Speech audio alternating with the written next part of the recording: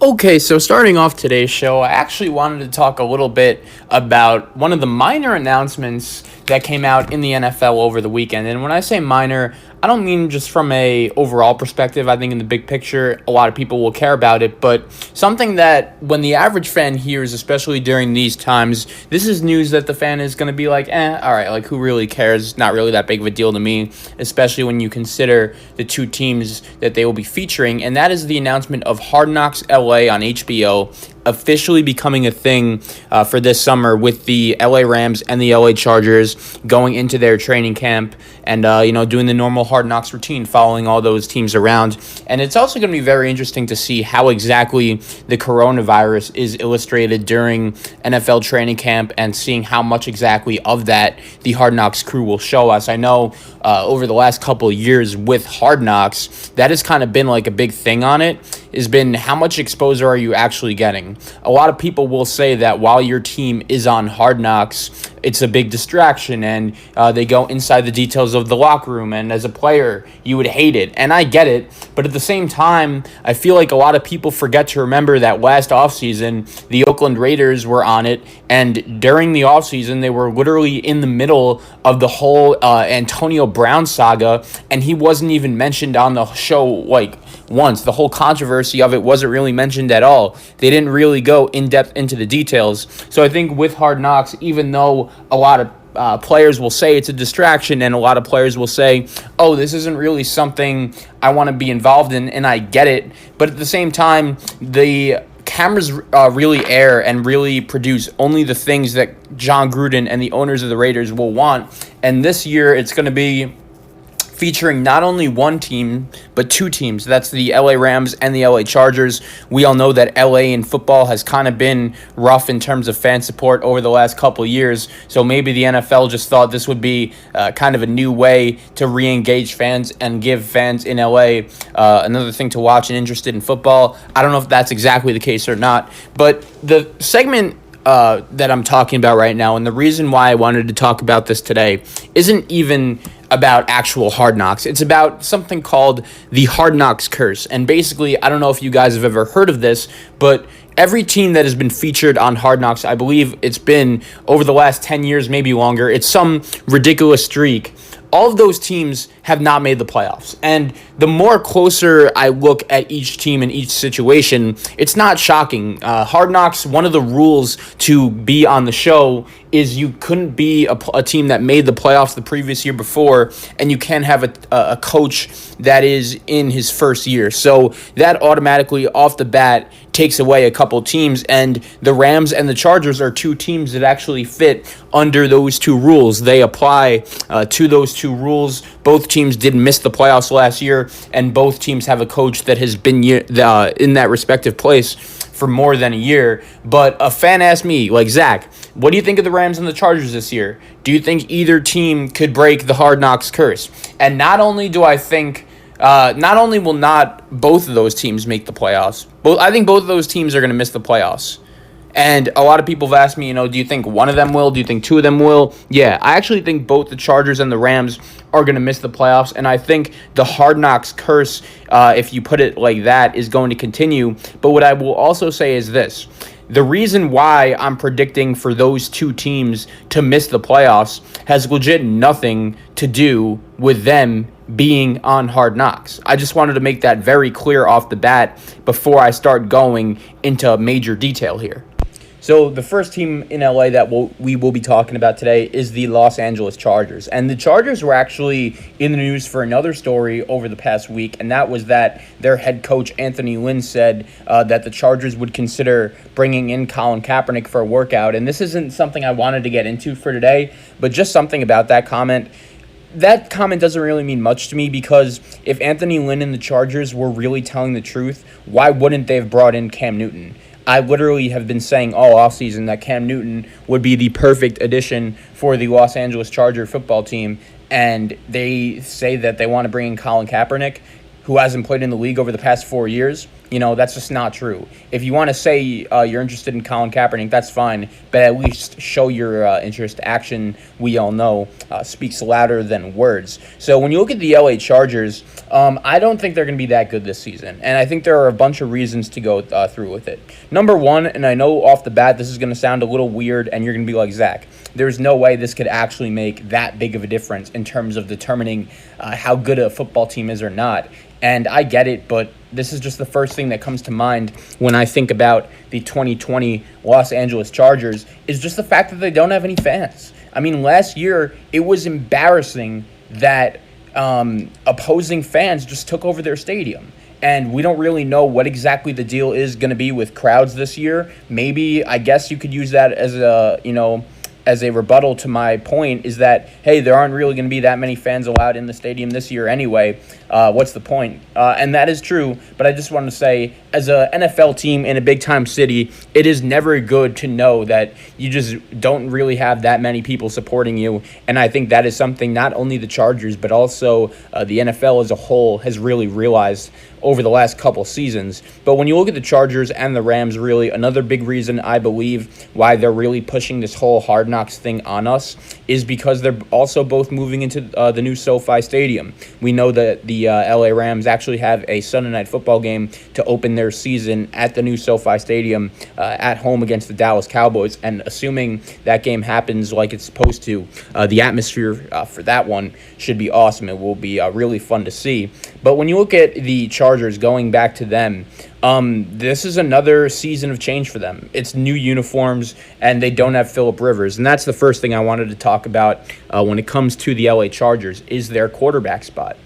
Phillip Rivers, I understand he was awful last year, and I'm not going to blame the Chargers for letting him walk in free agency. But at the same time, I don't know if Tyrod Taylor is the answer. I think if you're a team like the Chargers and you're trying to go on a deep run into the playoffs, which I think when you look at the way their roster is built right now, they may have to go on a deep run in the playoffs because they're not getting any younger, especially their offensive line. I think that's a big weak spot when you look at their team. You look at some of the other teams in their division. Denver has a young quarterback. It looks like they're going to be on the rise. We all know about Kansas City. We think hopefully John Gruden and the Vegas Raiders will get things turned around. So that's number one. I just don't like their quarterback. I don't like their offensive line. The one thing with the Chargers, though, is they do have playmakers. I think Austin Eckler is going to be one of the better running backs in all of the National Football League. I just love that guy's game. I think he really showed us all of last season that Melvin Gordon not being there didn't really matter, and that the Chargers definitely made the right decision deciding to pay Eckler over him. The only thing I worry about it from Eckler's perspective is you got to hope he doesn't turn into James Conner. You guys remember Le'Veon Bell did the same thing as Melvin Gordon did all of the season prior, and Conner was really good when Bell wasn't there. And once the league got some tape on him, he kind of was contained a little bit better. Conner was not very good last year. Eckler does have a little bit of a better history of staying healthy, so I don't think he'll take that big of a dip. But it's going to be interesting to see how exactly Eckler plays out with being the full-time permanent running back for the whole season. The Chargers also have some talent on the defensive side of the ball. When you look at Joey Bosa and Casey Hayward, and they bring in Chris Harris. But when you look at the Chargers defense, there's still plenty of holes. And I don't know, I just think when you look at this team, I think the Chargers and the Rams are actually very similar. They have a lot of top-end talent, but also way too many holes. And I don't think that top-notch talent is good enough to fill those holes. And I think that's the main point I wanted to get to you guys when doing this segment is I'm not a big believer in either of the LA teams for basically those reasons I just said. The Chargers also brought in Justin Herbert, and you think that hopefully, eventually, he's going to want to take over this season and become the starter. So Charger fans know that Tyrod Taylor isn't going to be the future quarterback of their team, right? I think we could all agree on that. That's not really that hard for me to point out and say that. But at the same time, where exactly are you going for this season then? Are you rooting for Tyrod to just explode and, take the job by the horns? Are you rooting for him to be a game manager and just, direct the team and the offense and the talent it has around that unit of the ball and just, take it as chill as possible?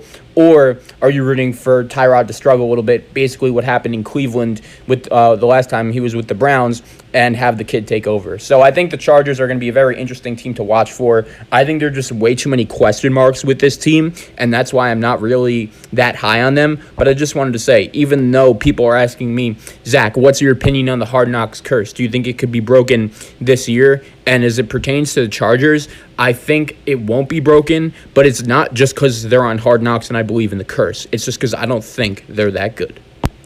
And then moving on to the other team in Los Angeles, that would be the Rams. And I think the Rams have a little more split opinions when it comes to most people in the National Football League and their judgment on teams.